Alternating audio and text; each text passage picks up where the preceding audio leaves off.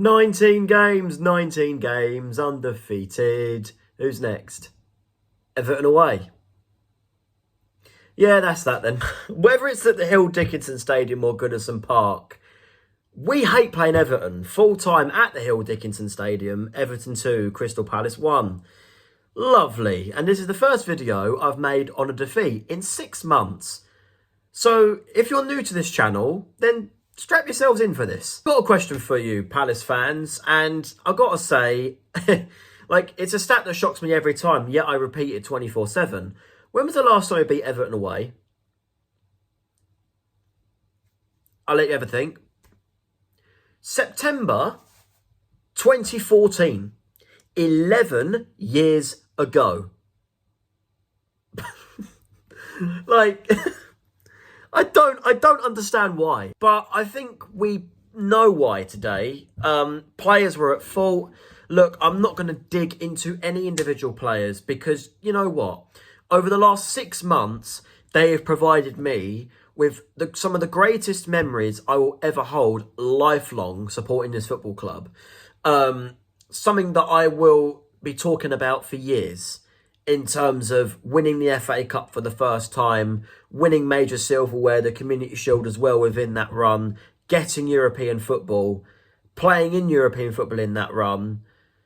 I will never, ever forget that. And a defeat was always due. We were never, ever going to go invincible. And I can't believe some people were actually suggesting that we could. We've not got one of the biggest squads in the Premier League. But, you know, obviously going back to today's performance, great goal from Daniel Munoz to put us 1-0 up. I do think Pickford really did leave himself open at that near post where I was like shouting at Munoz, you've got all that space at near post. And he did sort of, you know, execute the finish that I thought he was going to.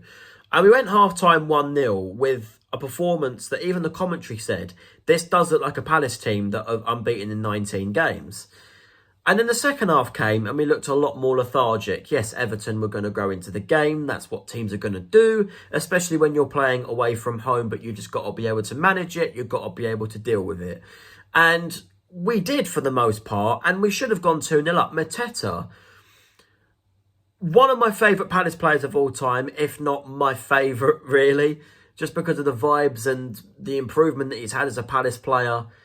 But today, missing sitters cost us that game. If he scores that tap-in for 2-0, we've won the game. I don't think Everton would have come back from that.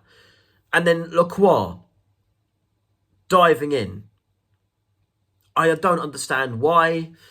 It does look like in the replay he's tried to pull out of the challenge when it was too late, but I still think it was a rash decision.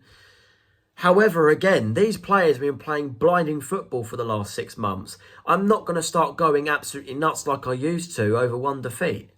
I'm not going to. And for people that expect me to, click off this video because you're not going to see it from me. I'm not going to be negative over one defeat in however long. And then the winner from Jack Grealish. Was it deserved from Everton? The way that they woke up after the equaliser, I got to say, was sort of, you know, deserved. But the way in which they scored it was very, very, very jammy. Brilliant save from Henderson to deny Beto with the header. And then a Munoz clearance literally deflecting off Jack Grealish.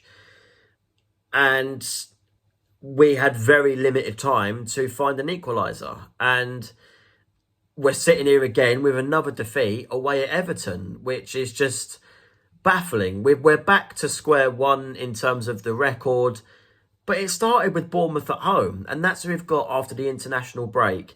I know the videos have been very slow this half of October, if you will. Obviously, we've got the international break, so no video for 2 weeks. However, we've got the vlog against Bournemouth. We've got the vlog against Larnaca and an away vlog against Arsenal in the Premier League before a review against Liverpool in the last 16 of the Carabao Cup 3 days later as well. And then we've got Brentford at home a few days later as well. I think it'll be 5 videos in the space of 2 weeks. So a much better ending to October on this channel. In terms of where this puts Palace in the Premier League, we're now, well, we've gone down a place from when we started at the weekend. We are now 6th in the Premier League, but after 7 games, would you have said that to me? Would I have took it? 100%. 100% sixth after 7 games. Yes, I'd take it. What Palace fan wouldn't? Anyway, like, share, subscribe. I'm not going to go mad. It's just baffling how it's always Everton. Like, share, subscribe. See you guys in the next one.